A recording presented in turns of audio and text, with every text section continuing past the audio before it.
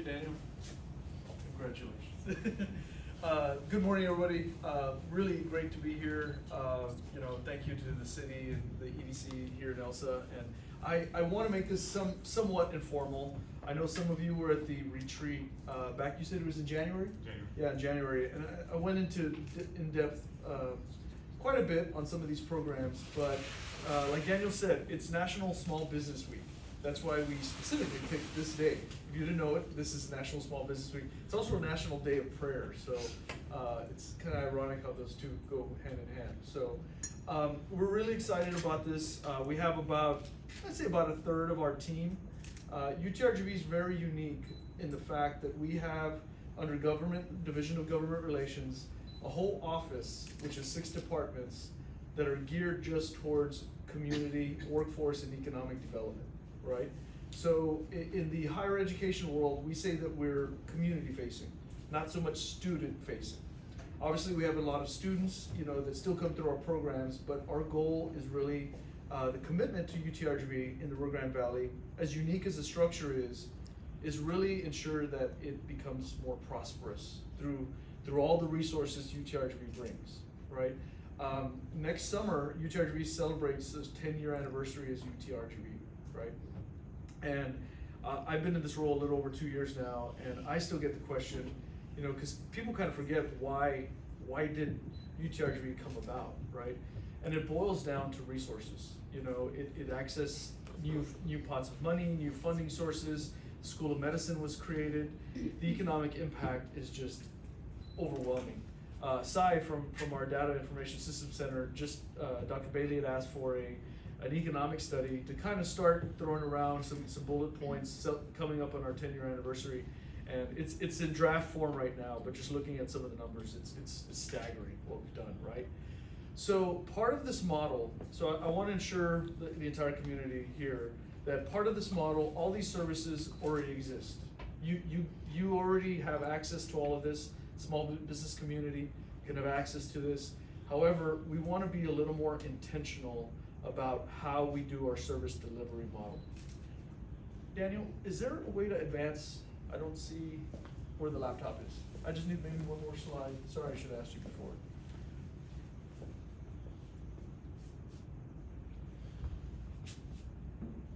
Is it this way?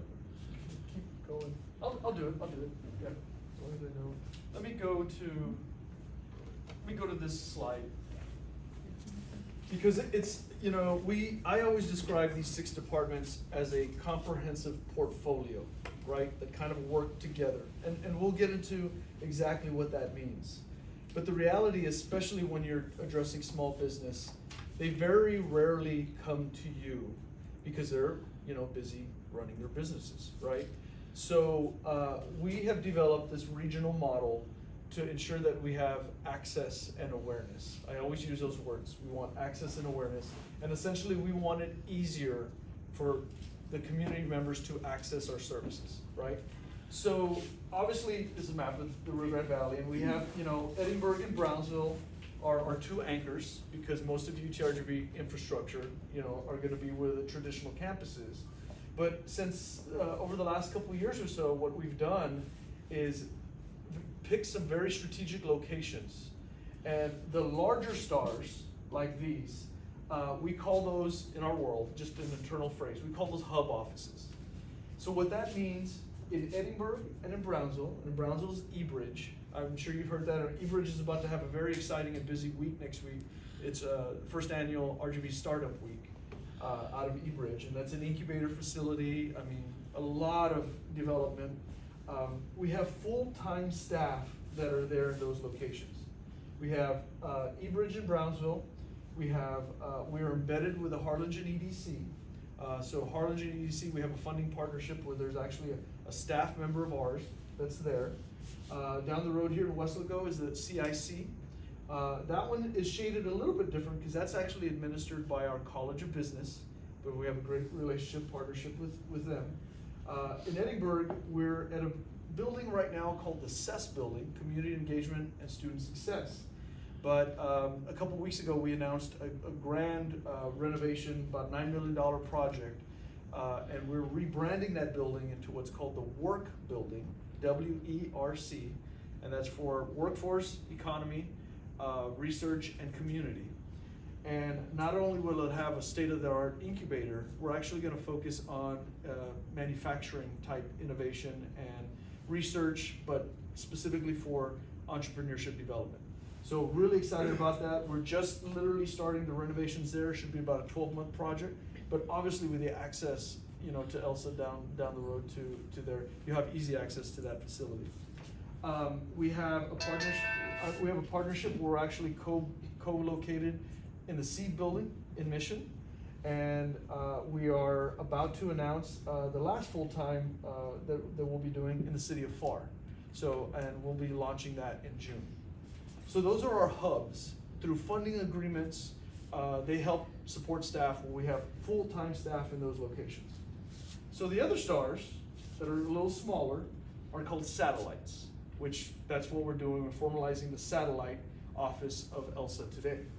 So what that means, and if you could just see, we looked at population, we looked at all our city centers, and that gives us a great equity and access spread, so that you're not more, I haven't calculated it, but if I had to guess, no more than about 10 miles from accessing services, no matter where you live in that. So that's our goal, right?